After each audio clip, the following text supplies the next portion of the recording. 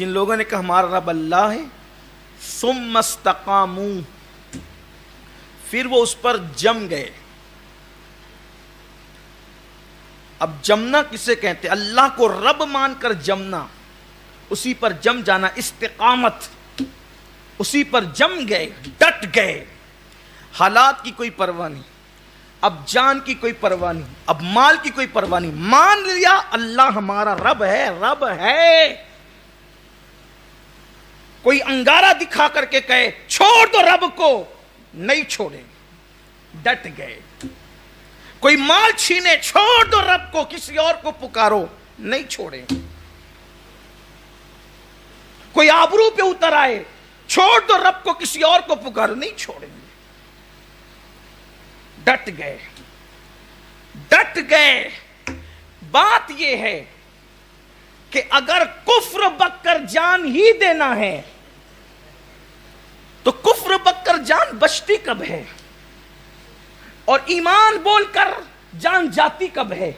اس لیے کہ اگر اس نے موت لکھ دی ہے تو کفریہ کلمہ بول کر بھی جان چلی جائے گی، اور اگر اس نے موت نہیں لکھی ہے تو پھر آپ کو کوئی جان لے نہیں سکتا، آپ کی کوئی جان نکال نہیں سکتا. روح کا فرشتہ کسی کی مرضی سے نہیں آتا، وہ رب کی مرضی سے آتا ہے. حتیٰ کہ وہ اپنی مرضی سے بھی نہیں آتا، وہ رب کی مرضی سے آتا ہے. تو اس لیے عظیمت کی راہ یہ ہے کہ رب کو رب مانا، اللہ کو رب مانا، اس کو الہ مانا، اس کو معبود مانا. تو اب آپ کو کوئی پانی میں ڈال کے ڈبکیاں دے، آپ کو انگار سامنے رکھ کر کے جلایا جائے، کڑائی تیل کی ابل رہی ہو، یہ صحابہ کرام کی داستان میں آپ کو بتا رہا ہوں. سیدنا بلال حبشی رضی اللہ تعالیٰ عنہ ارشاد فرماتے ہیں، ابن خلف بدبخت کے غلام تھے. جب بلال نے کہا اللہ میرا رب ہے، لا الہ الا اللہ محمد الرسول اللہ پڑھا، تو پہلے بلال کو لالچ دی گئی. بلال نے کہا یہ لالچ سے ہم دین نہیں چھوڑتے. تو ابن خلف جب مکے میں دھوپ پورے شباب پر آ جاتی تو مکے کی ریتیلی زمین اور پتھریلی زمین پر حضرت بلال کو لے جاتا. ایک دن نہیں، 2 4 6 گھنٹے نہیں، بلکہ روز کا معمول تھا اس بدبخت کا.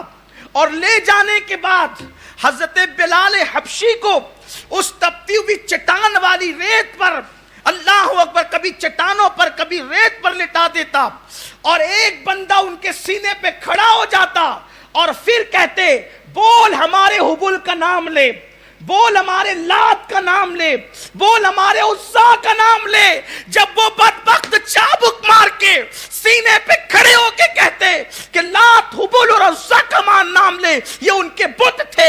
بلال مسکرا کر کہتے احد احد احد، اللہ ایک ہے، اللہ ایک ہے، اللہ ایک ہے. نہ لات خدا ہے، نہ حبل خدا، نہ منات خدا ہے. اگر خدا ہے تو محمد کا رب خدا ہے.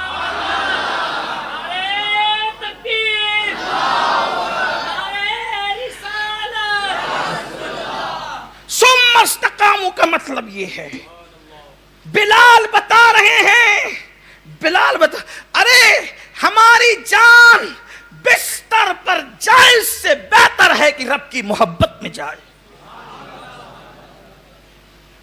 بلال نے کہا احد، اللہ ایک ہے. اللہ مارے جاتے. سوچیں، پیٹھ اور 1-2 دن کی کہانی نہیں، روز کا معاملہ. روز حضرت بلال کو کیا جاتا اس طرح سے، کہا جاتا محمد عربی کو گالی دو. حضرت بلال کی داستان اٹھائے آپ سیرت کی کتابیں، لا توبل کا نہیں ہو سکتا یہ احد احد. حضور کا کلمہ پڑھا جاتا اور یہ کہ جان دے دیں گے. آخر وہ مارتے مارتے تھک جاتے. سوچیں کہ عشق والوں کی طبیعت کیا ہے کہ ظالم مارتے مارتے تھک جاتا ہے، مظلوم عشق میں مار کھاتے کھاتے نہیں تھک سکتا.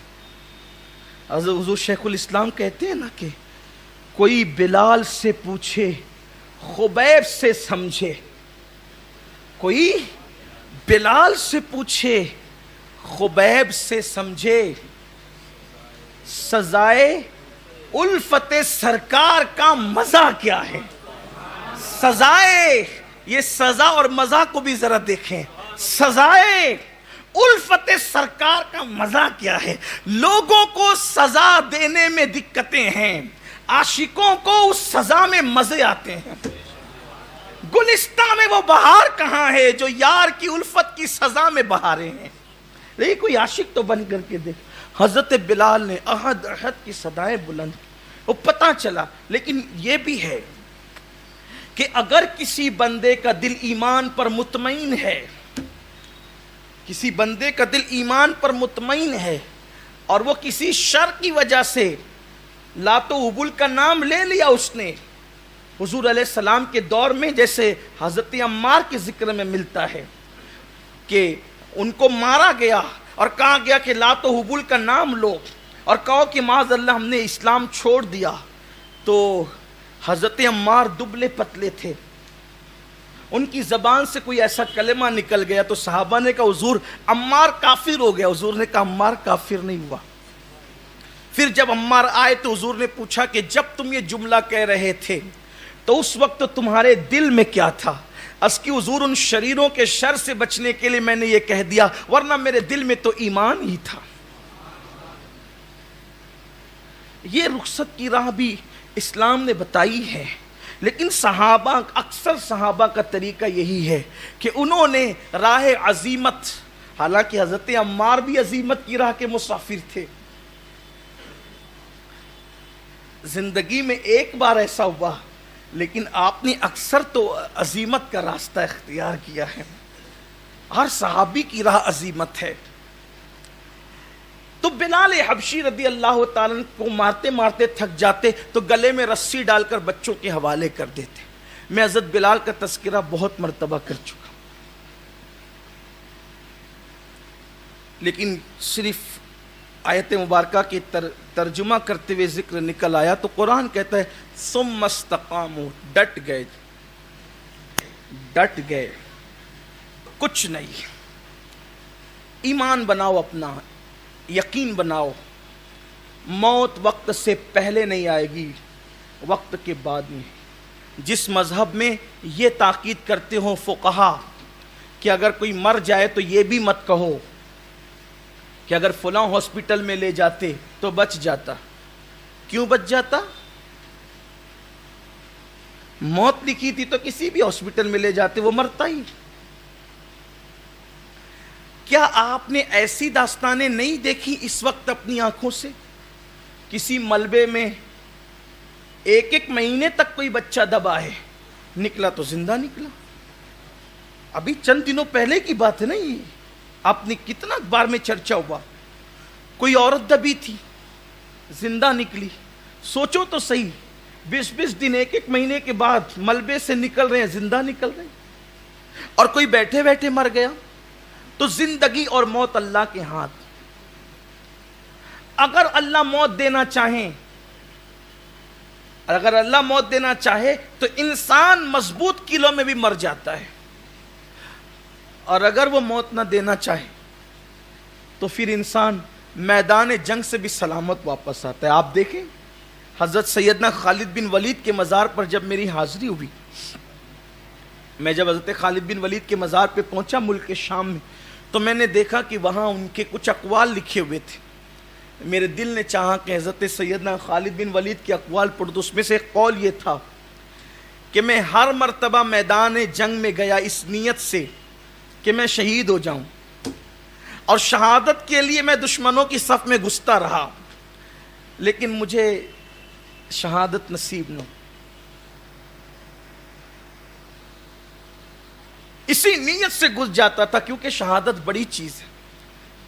ڈاکٹر صاحب کہتے ہیں نا، شہادت ہے مطلوب مقصود مومن، نہ مال غنیمت نہ کشور کشائی، دو عالم سے کرتی ہے بیگانہ دل کو، عجب چیز ہے لذت آشنائی۔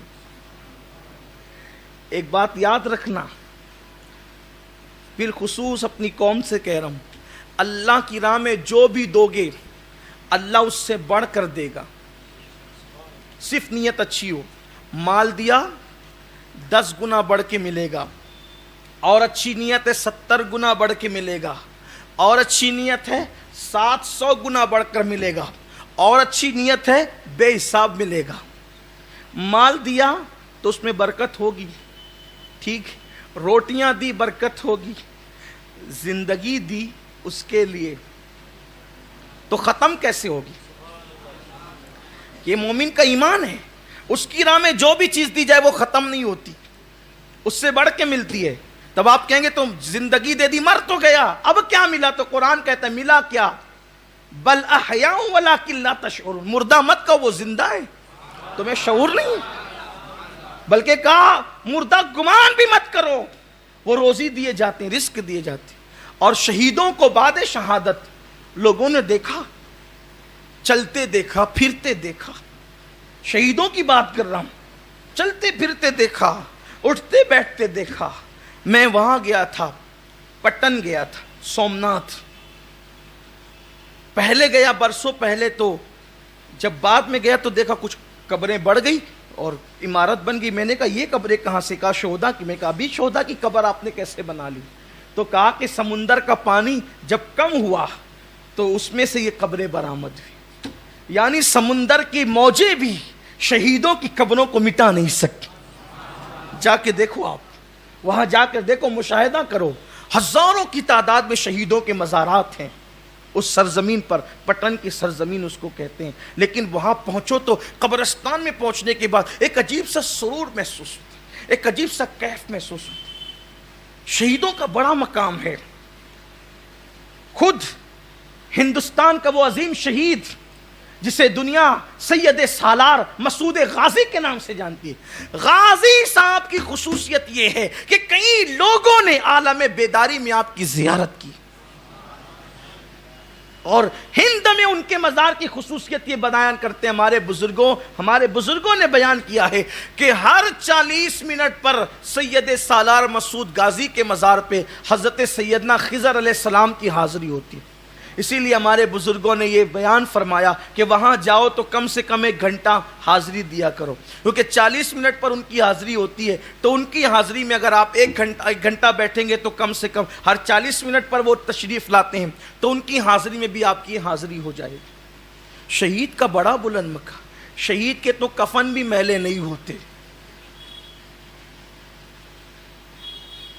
اور جو اللہ کی راہ میں مارا جائے وہ شہید ہوتا ہے، اور شہید کا پہلا قطرہ زمین پہ گرتا ہے تو اس کو یار کا دیدار نصیب ہوتا ہے۔